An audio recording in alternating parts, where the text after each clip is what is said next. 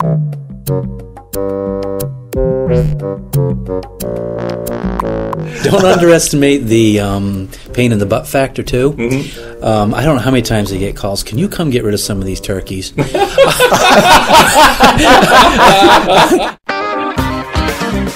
This is Bob Duchesne's Wild Maine. Despite the fact we can't always figure out if a turkey is a big game animal or a big nuisance, we do agree you can hunt them. But do you have a right to hunt them? Do you have a right to hunt? There's a bill in the legislature that would let you decide. LD 11 proposes an amendment to the Constitution of Maine to establish the right to hunt and fish. Coming up, Secretary of State Matt Dunlap. What is a right, exactly? And how can we screw this up? Then, David Trahan, Sportsman's Alliance of Maine, and Don Kleiner, Maine Professional Guides Association, in general support of the idea. And then Katie Hansberry of the Humane Society of the United States with a, well, maybe not. Think about it. If you've got a right to hunt, can the government deny you your right if it's Sunday? Can the government make you pay a fee to exercise your right? This is going to move quickly, so fasten your seatbelt. Bob Duchesne's Wild Maine is brought to you by Hammond Lumber, Napa Auto Parts, and EBS.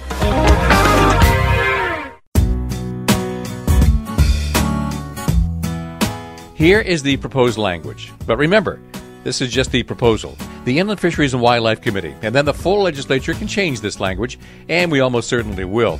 But also remember that this language is similar to what a bunch of other states have recently put into their constitutions. Here it is. The right of the people of this state to hunt, fish, and harvest game and fish, including by the use of traditional methods, may not be infringed, subject to reasonable laws enacted by the legislature and reasonable rules adopted by the state agency designated for fish and wildlife management to promote wildlife conservation and management, to maintain natural resources and trust for public use, and to preserve the future of hunting and fishing. Public hunting and fishing are preferred means of managing and controlling wildlife. This section may not be construed to modify any provision of law relating to eminent domain, trespass, or property rights. So that's what it is. We'll go first to Maine Secretary of State. Matt Dunlap, welcome to Bob Duchesne's Wild Maine. Good to be back. Yeah, what is this, your fourth time maybe? Anyway. There ought to be a prize, but there isn't. So whenever I need a historical question asked about Maine, I can go to the historians, but they always say, no, go ask Matt. Yeah, well. I mean, Matt Dunlap is the guy that the historians say, yeah, I think that's right, but check with him. Well, the right to hunt it's a curious trajectory around that. Yeah. Actually, it was part of the constitutional debates in the 1780s. Noah Webster. How do you know this stuff? You read it, and you find it. But I read all those debates, and of course, Noah Webster, who developed the dictionary that we know of today, was a major player in that, and along with James Madison, wasn't too keen on the idea of a Bill of Rights. That was something that you only needed around sovereign kings. We're a new republic. We don't need to have that. But nonetheless, there was a lot of pressure, especially from the anti-federalist movement, which included people like Richard Henry Lee, said, look, you guys say this is going to protect us individually. Put it in writing. Mm-hmm. And actually, Madison originally drafted 17 different amendments, winnowed it down to 12. 10 became ratified, known as the Bill of Rights. The Pennsylvania delegation actually proposed a constitutional right to hunt. And Webster famously ridiculed the whole idea. And he did it in writing, and he said that, here, gentlemen, you have exhibited the full force of your genius. You may as well have a right to protect people in order to allow them to sleep on their left side when they're tired of sleeping on their right. And he said something along the line that nothing in this clause can restrain my laughter. And really his point was, we're different than Europe. In Europe, game was owned by the king. Mm-hmm. Now it was a perfectly natural thing to assume that you could go out into the field and shoot a deer or bring home a turkey or whatever. Obviously, this was before the period of time, over 100 years before we began regulating the taking of wild game. Mm-hmm. And up until the 1880s, we really didn't regulate it. We didn't have seasons. We didn't have bag limits. We didn't have licenses. And then we started losing it. Yeah. Well, and that's why we started regulating it. Right. It was to slow down the disappearance. The legislature never thought that they could prevent deer from vanishing. They just wanted to slow it down for a while. We didn't get rid of market hunting licenses until the 1930s. We kept them around for the lumber camps. So the cooks go out and shoot a few deer for camp meat. But market hunting had more or less been eliminated by the 1890s. So now, because of the increase in the use of the citizen initiative, especially around hunting issues, this is very tempting to propose a right to hunt. But now in the modern framework, it's very problematic. Because if somebody has the right to hunt, do you, as a landowner, have the right to post your land against hunting? And that's a really deep question. If it's enshrined in the Constitution that you have a right to hunt, does the state have a right to regulate that activity? Yeah, especially because my deer are on your land. That's right. That's right. And who owns the deer? And part of the entire premise of the King's Charter is that all this is held in common.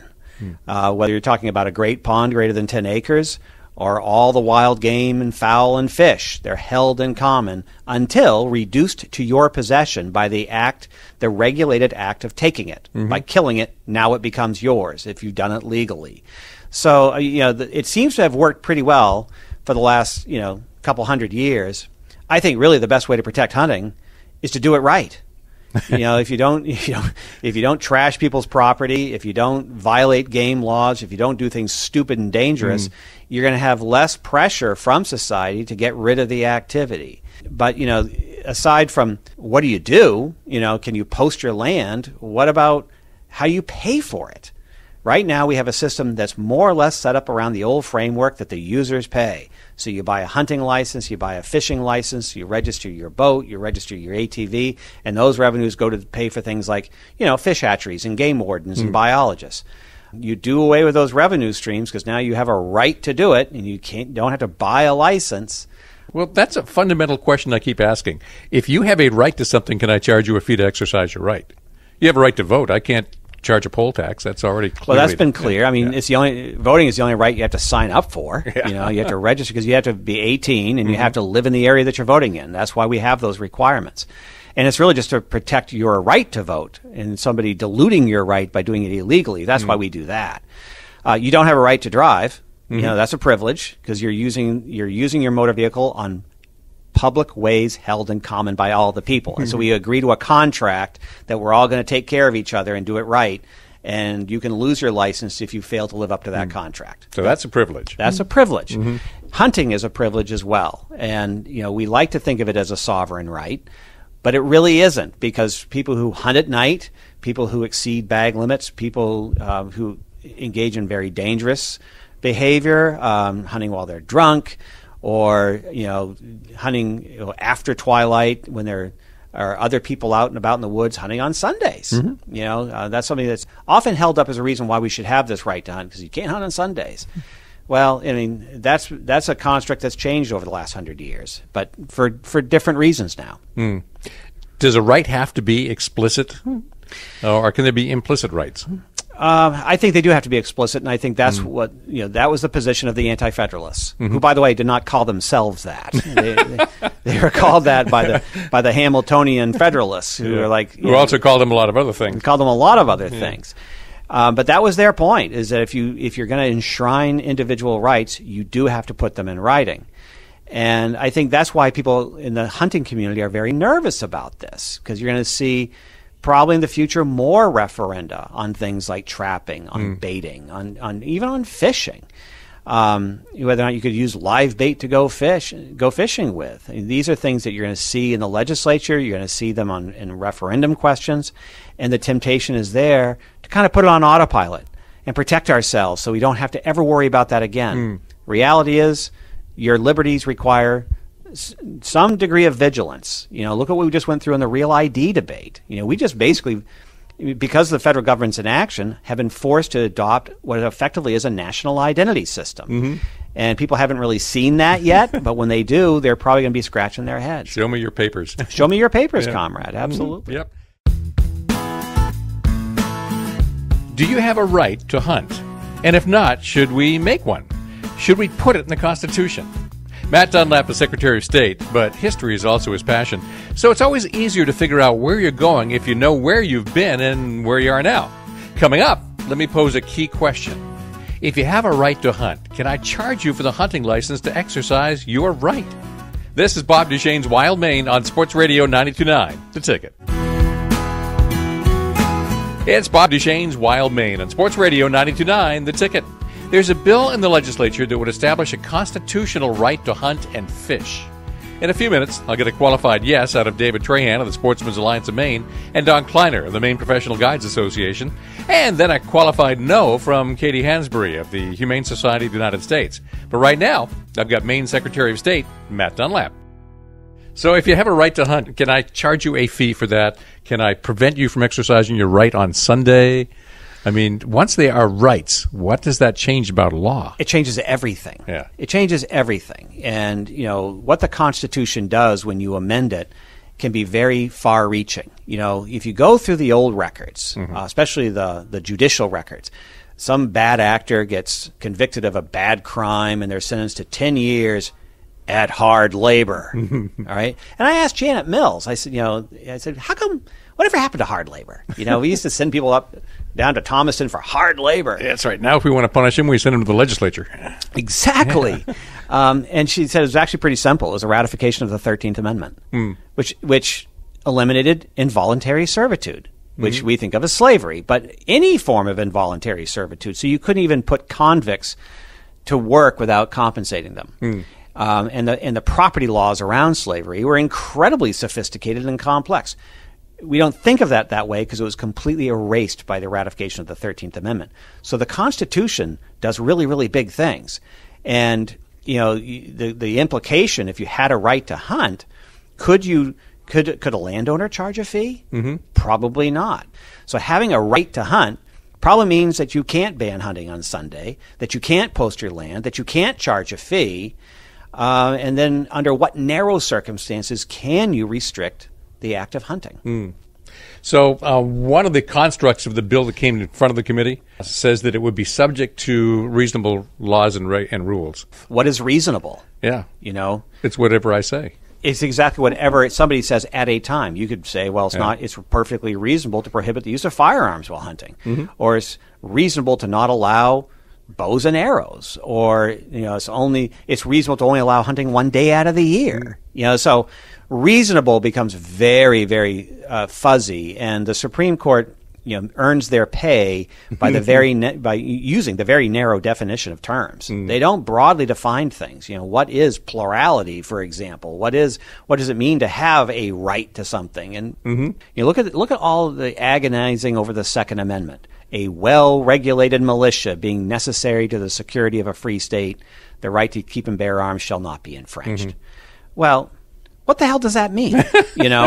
We don't use a militia system anymore. But at the time, it was understood that the local constabulary, there was no United States Army. It was all done by the states. And in order to make that work, people had to have their own guns. They had to show up for drill.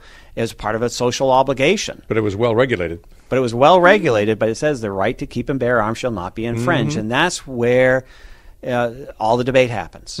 And I think, to say you're going to have reasonable regulation pursuant to statute, then you don't need the constitutional amendment in the first place because you already have regulation by statute, which I happen to think has been done fairly reasonably. Another thing that's in the current bill that would put this into law, and this is in the Constitution of a lot of other states, it's been adopted in many states, is protecting traditional methods of hunting. Well, traditional methods change over time. We used to dynamite fish. Well, we used to hunt deer with dogs. Yeah. In fact, that's how the Native Americans did it. That's how we learned. You go down east, those long Finger Lakes from the glaciation period, that's how the market hunters used to do it. And the way they did it was that you'd have your houndsmen in the woods. They release the hounds, and your shooters would be in canoes in the lakes. And when deer are chased, they tend to run for water. So all you do is wait for them. They come swimming across the lake, you paddle up to them, and you pop them in the head. When we banned hounding in 1883, it was prima facie evidence of having hounded a deer to be in possession of one shot in the head. That was a tradition. Some states allow baiting of deer because they have more deer than they know what to do with. We don't allow baiting because it's not sustainable. It's not that it's not sporting. The problem with all this is it gets very nebulous very quickly when you start trying to protect something away from something else. Well, good. When this and if this ever gets out of the legislature and becomes something that goes on the ballot, what's your role?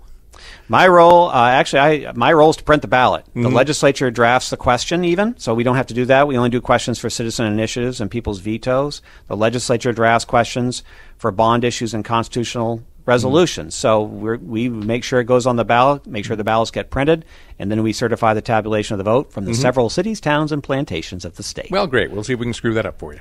Excellent. I'll look forward to that. Matt Dunlap is Maine's Secretary of State, and he's an avid hunter, angler, and even trapper. So any advice he gives about the perils of a constitutional amendment, I take to heart. But there's also a school of thought that says, of course, reasonable laws and regulations that prevent Sunday hunting and require paying for licenses are constitutional, providing we get the constitutional language right. A bigger question is, do we really want to have another ballot question that could cost a lot of money, and what happens if it loses? We'll get two leaders in the sporting community on next when Bob Duchesne's Wild Maine returns on Sports Radio 92.9, The Ticket.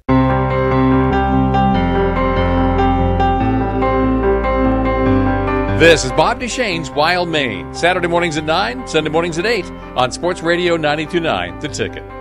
LD 11 is a bill in the legislature that would ask voters if they want to amend the Maine Constitution to recognize the right to hunt and fish.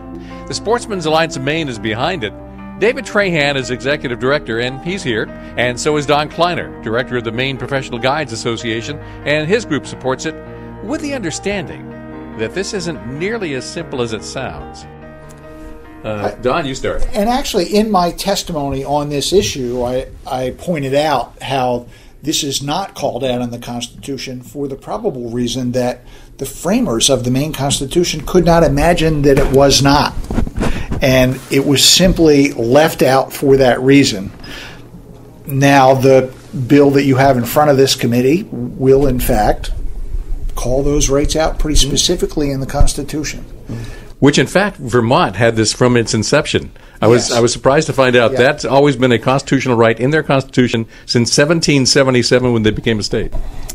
Yeah. When we submitted this bill a few years ago, it wasn't as, I guess, angry and confrontational as it has been, and we've seen some referendums recently, and I think you're seeing now a more organized animal rights community, lots more money, and people like, I think, Don and I, who understand that wildlife management of all species is important, not just game species, but all animals. And this model that we've developed over the last 100 years has effectively and efficiently managed our wildlife, restored some populations of wildlife. So it's that model that I think most conservationists support. The animal rights movement has a different philosophy. But the need to, I guess, enshrine this in the Constitution, like Don said, probably 200 and some years ago, people just assumed. One of the things that's interesting is most of your listeners probably don't understand that we've had rules for less than 100 years. When the country was first founded, it was the wildlife was put into the public trust. Anybody could kill anything they wanted at any given time, and that led to a lot of problems. It killed the animals into extinction, and it was sportsmen who created this model that has maintained our wildlife.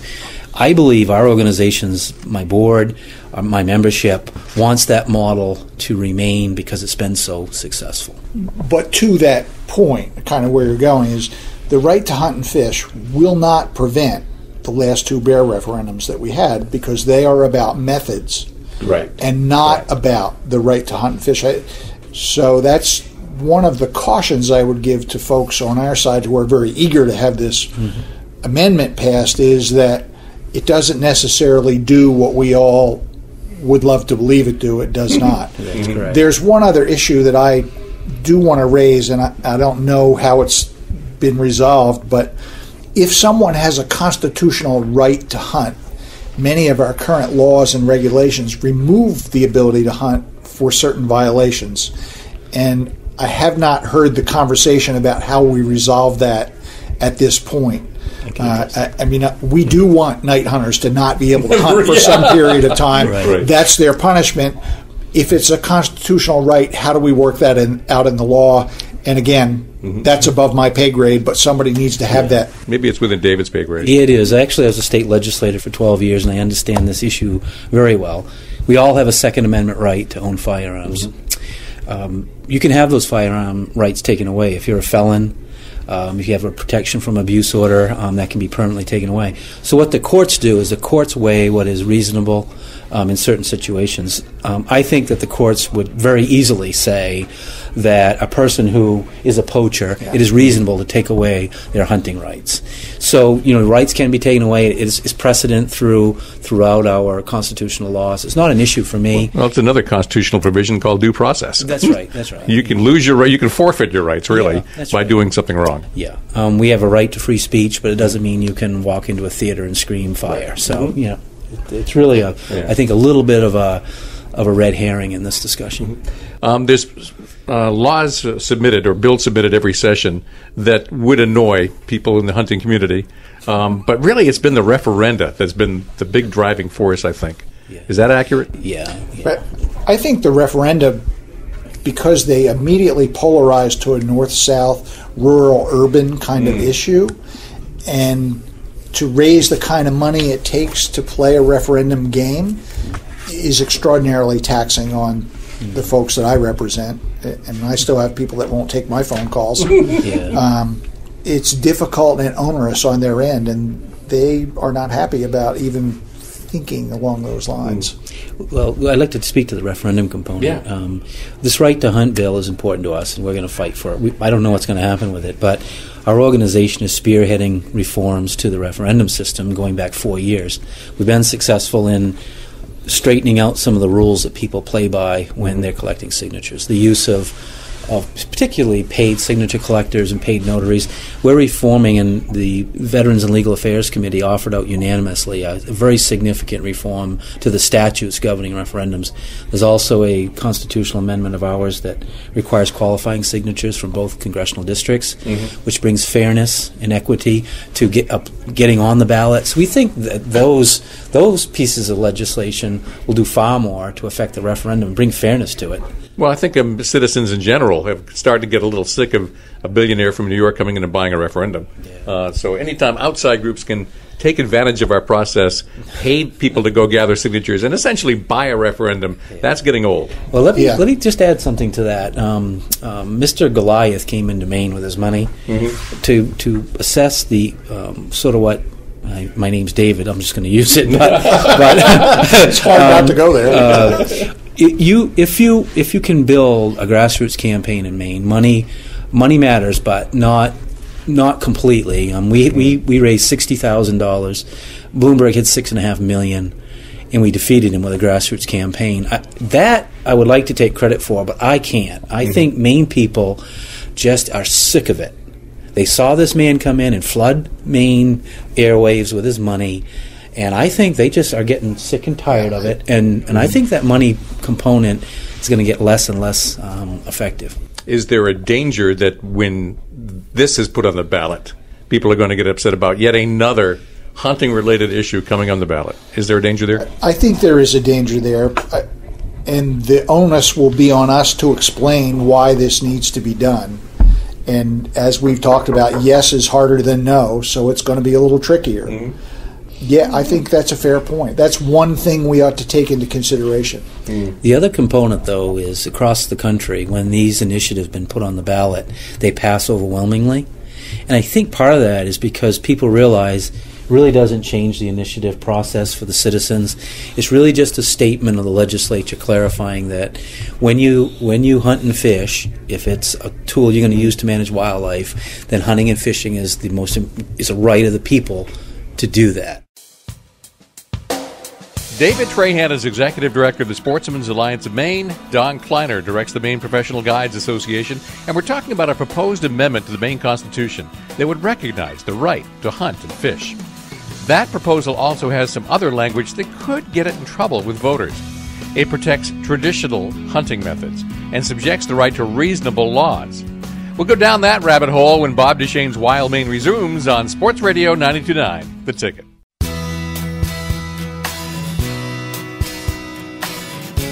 This is Bob Duchesne's Wild Maine on Sports Radio 92.9, The Ticket. There is a proposed constitutional amendment now in the Maine legislature that would recognize the right to hunt and fish.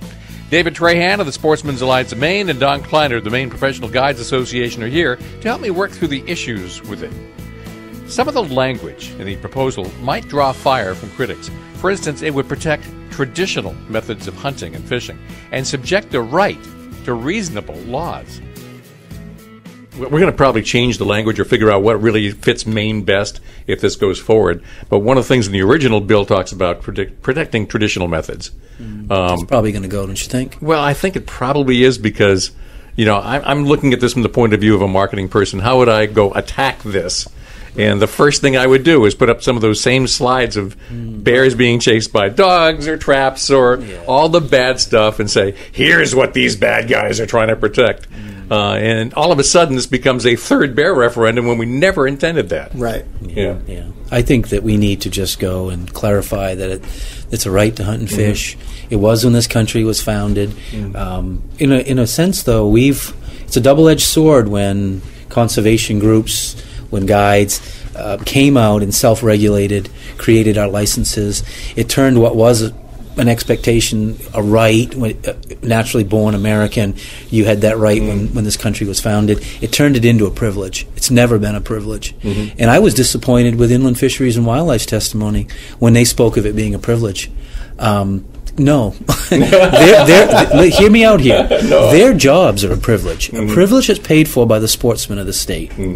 And I was quite disturbed by that testimony. Well, and that is an important point, that the system of management and regulation that exists today, the hunters and fishermen put it on themselves and decided that they would fund it. It's interesting, we talked today about the 120th anniversary of the Maine Guide, the Registered Maine Guide. Well, Registered Maine Guides were created to actually enforce, because non-residents had to have hunting licenses first.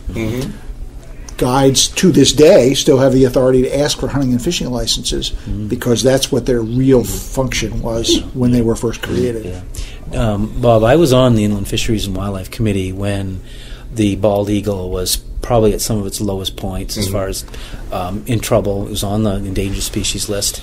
It was sportsmen's dollars that paid not only for deer hunting and moose hunting, but to protect endangered species and restore.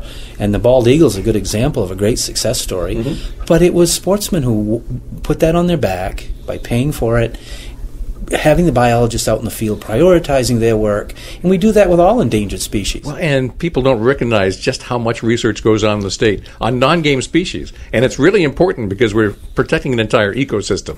You lose the vulnerable populations, and it turns out to be important to the overall ecosystem. You're screwed up. Let's stay on traditional for just a moment. Although we may take that out of our own bill, we'll get to that in work session. Other states actually do have that in their constitutional amendments. They do. At your urging, I went on to see what other states had done. Surprised to see how many had adopted basically the same language that is being proposed. It's a model legislation, but it's been accepted by voters as a constitutional amendment in many states. And including the traditional protections. I was quite impressed by that. You might want to clarify what that means. Because you're right. If I'm the other side and I don't like hunting at all, I don't want to kill any wild animals using hunters, I would exploit that provision and I would scare the daylights out of people. I personally don't care if that's it. I would just soon have that out so I don't have to have that battle. What we're really trying to do is just clarify that it wasn't done when this country was founded because just people took it for granted. That now looks like a mistake to me. So let's just go back and clarify that. As far as the reforms of the referendum system, I think it's going to take probably another 2 or 3 years to get it right. We have a great start on that. It was way too easy for money to manipulate our referendum system. And really, if you think about who's bringing these referendums from out of state, they've gone to Congress, they've gone to their state legislatures, and their policies have been rejected because they're not supported by the majority. The only way they can get these ultra extreme measures is to go through the referendum and use money to manipulate it. Well, at this point, Congress has become so dysfunctional that everything is happening at the state level. What happens, just hypothetically, if the amendment loses?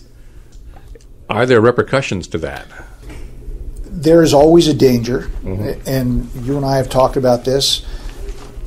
If this I mean, you've kind of assumed it'll come out of here with a 2/3 vote. Which I wouldn't I'm assume not at all. Exactly. I think that's a heavy lift. That is Yeah. a very heavy lift, Yeah. and we've tried that lift before and not been capable. If you go to referendum and lose, and I'm kind of with David, I think that the general public is probably more sympathetic than we're giving them credit for on this issue. But if you should lose, you are two things that frighten me. One is you're broke, because you will have tapped out the community for this effort, and then you will have been proven to not have a majority on your side. Having said that, we now had 2 bear referendums. I think this firearms referendum, and if you look at them, the percentages have not swung. Very significant. We've spent $10-15 million, and we haven't moved the needle. That's sort of where I would guess it would probably come out. If you were to ask me for a bet, I'd say there are the numbers right there. 52, 48, or somewhere in that neighborhood. Yeah. How much money do you think it would take to get to that 52? So a no campaign cost us $1.4 million. Yes is harder than no. $2 million. David did one for much less. Yeah. But although in yours, the NRA came in with how much at the end? They came in, and I'll share this on the radio, I really don't care. Once the polling showed that we had closed the gap without money for TV, they came in at the end and spent $1 million on TV. But I think what had happened was the die had been cast. The people figured it out on that referendum and said, hey, what we're being sold on TV isn't what's in the law. Maine people don't like it when you try to mislead them. No, they don't. And that Good takes for them. off. And that takes off. That gets Yeah. you a backhand from the Maine people. And in this case, that's what happened. The NRA, had I controlled the money, I would have used it a lot differently. My ads may not have included a skyline from San Francisco and that sort of thing. Would have been more careful. I think so. But I disagree with Don just a little bit on the repercussions of losing the right to hunt. Right now, we have nothing. And I don't think we should be afraid of this battle. I think we're on the right side of the issue. I think this is a good learning experience for people who don't understand that we haven't had a hunting or fishing license for more than, 100 years or less? 90 years. It would be 120. Yeah, okay. Well, it's half the length or half the age of our country. People mostly don't know that. I would use it as an opportunity to highlight the good things that we're doing in wildlife conservation. Well, and that is a really good point, that one of the things I think we're guilty of is not talking about the stuff that we have done. I mean, we tend to get into the weeds on particular hunting issues without standing up and saying, oh, by the way, our licenses paid for eagles, martins, otters, piping plovers. Pick a species, and you're welcome. I think it's one area where we really have failed a bit is this education. The north and south divide, it troubles me. I've lived in Maine my whole life, and we're fighting over these specific wildlife management tools. But we're all Mainers. We come here and we live here. We have jobs, and we put up with a pretty tough winter to live here. And I think it's because we love our wildlife. The people that don't hunt love their wildlife too. And they're passionately out there fighting for what they think is right. I respect that. But I think the general education of why we manage species the way we do, why we have trapping, why we have hunting, why we have fishing, it's a great learning experience. I look forward to the debate. Let me bounce this off you. I find that even non-hunters support the right to hunt, or at least the belief that it's already a right, because it's in our DNA in the state. It's just expected. We're an outdoor state with great wildlife. They cherish hunting as a tradition even if they don't do it, because it's part of the continuum of all wildlife appreciation in the state. I think if you surveyed everybody and said, is this a right in Maine, they'd probably say yes. Yeah. That's correct. How can we overlook that? Yeah, exactly. Don't underestimate the pain in the butt factor, too. I don't know how many times they get calls, can you come get rid of some of these turkeys? I'm so sick and tired of ticks getting on my kids. Can't you do something about these deer? I think even the non-hunters understand that you've got to manage your wildlife responsibly. So it turns out that all of us have much more common interest in the hunting traditions, Well, even if we don't hunt. Which actually is the thing that I found the most unfortunate about the referendum and being involved, is it was so polarizing that we did not talk about the things that were important to all of us.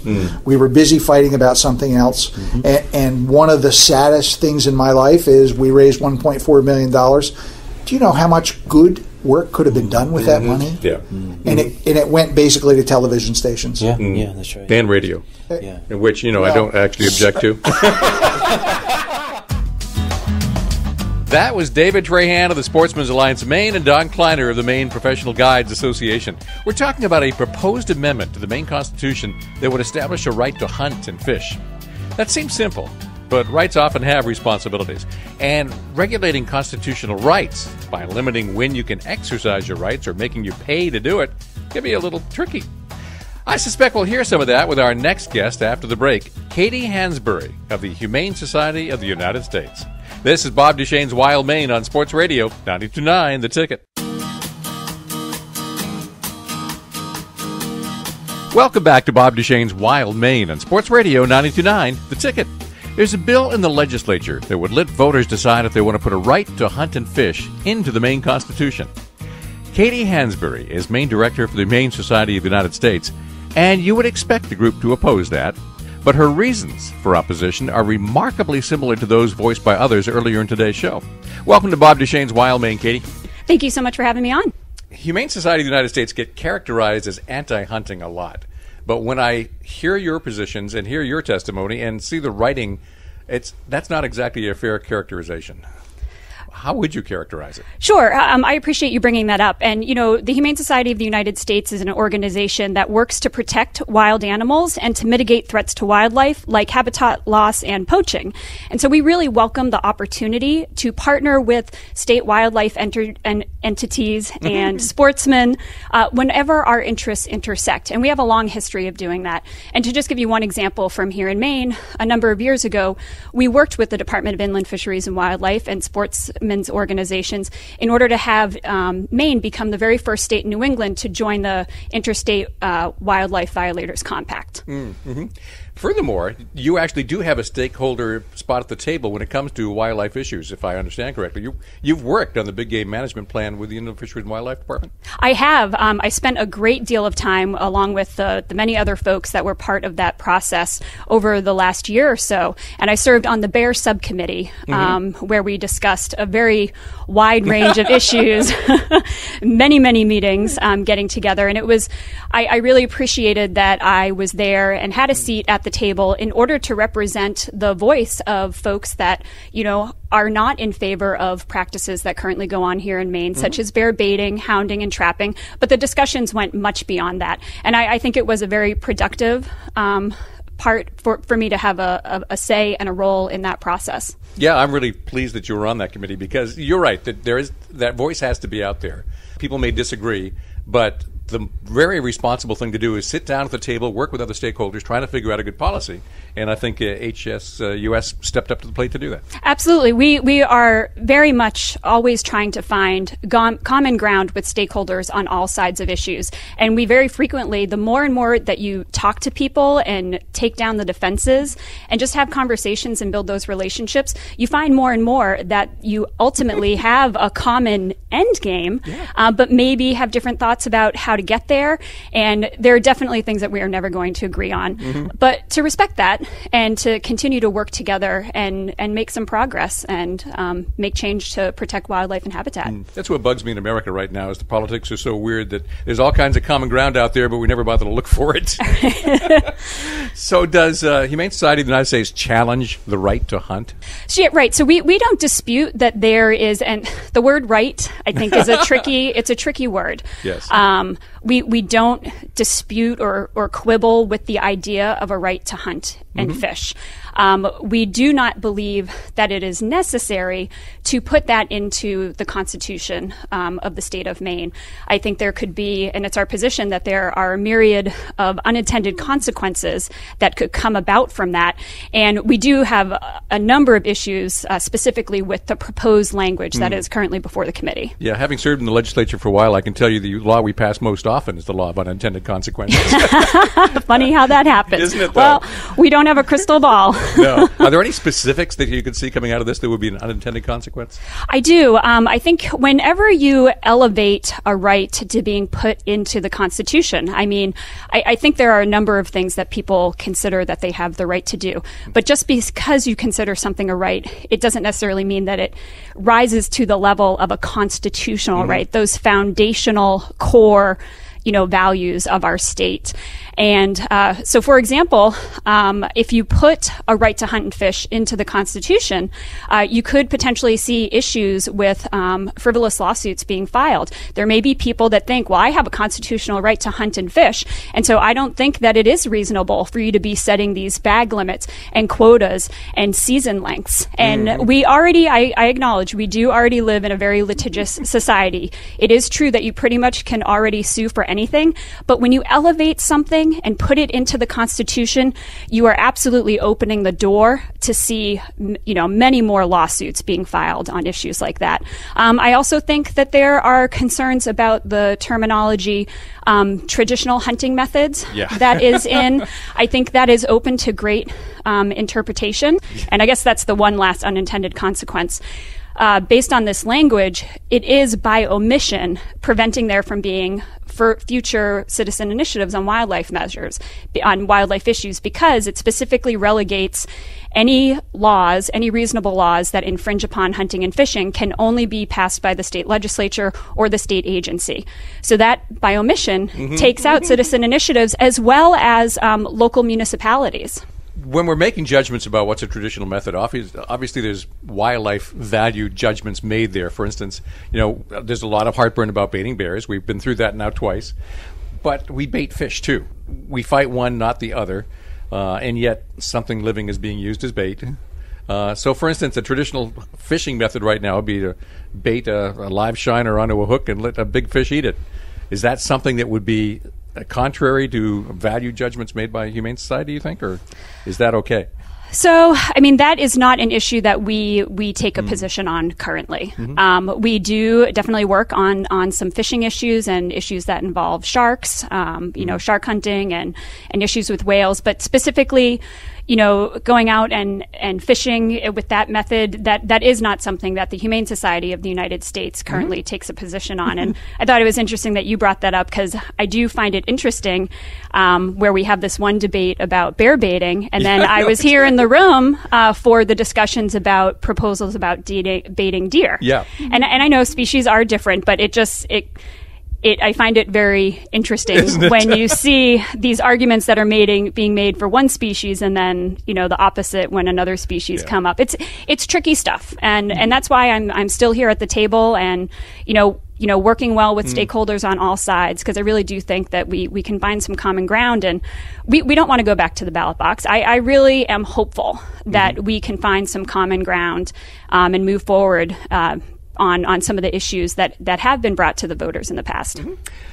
Sportsman Alliance of Maine is basically behind the bill, or so they say in committee, which I certainly believe, because I know they've been concerned for a while. They say it's not the NRA, but the bill is similar to legislation or model legislation provided by the NRA, so there's certainly an association there. This has been passed in like 21 other states already, so this has been a national fight, I'm sure, for the Humane Society elsewhere. I know nothing about that. I didn't pay any attention to what other states did. Have you? A little bit. I haven't done too much research on that issue. I was hoping to get a little more information for the work session on Thursday. Yeah. I do think that one of whether or not the Humane Society of the United States, weighs in there, it depends upon the specific language. The language presented here in the state of Maine is very concerning to us. I think in other states it was just a very blanket we have the right to hunt and fish.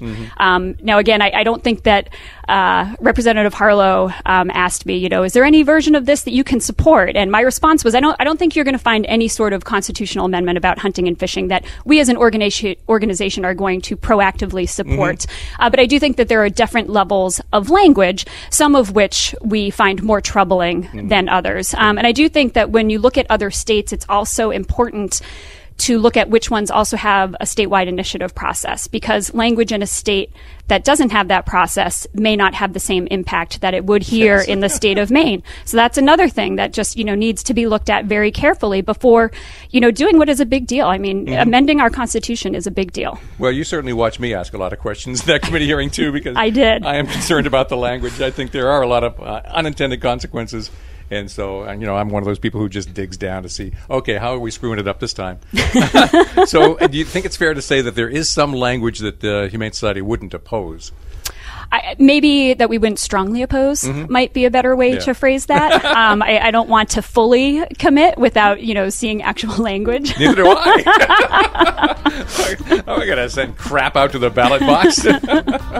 Well, Katie, thanks for being on the show. I really appreciate you having me on. It was great chatting with you. That's Katie Hansberry, Maine Director for the Humane Society of the United States. And we've been talking about a proposed amendment to the Maine Constitution that would create a constitutional right to hunt and fish.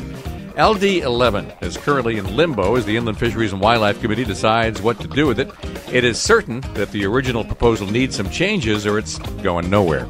And it might go nowhere anyway, since it would need the approval of 2/3 of the House and Senate before going out to the voters. You can take some time to think about it and even share this discussion with friends. All shows are archived online at 929theticket.com, and this one will be right up at the top. Bob Duchesne's Wild Maine returns next Saturday morning at 9, Sunday morning at 8, brought to you by Hammond Lumber, Napa Auto Parts, and EBS on Sports Radio 929 The Ticket.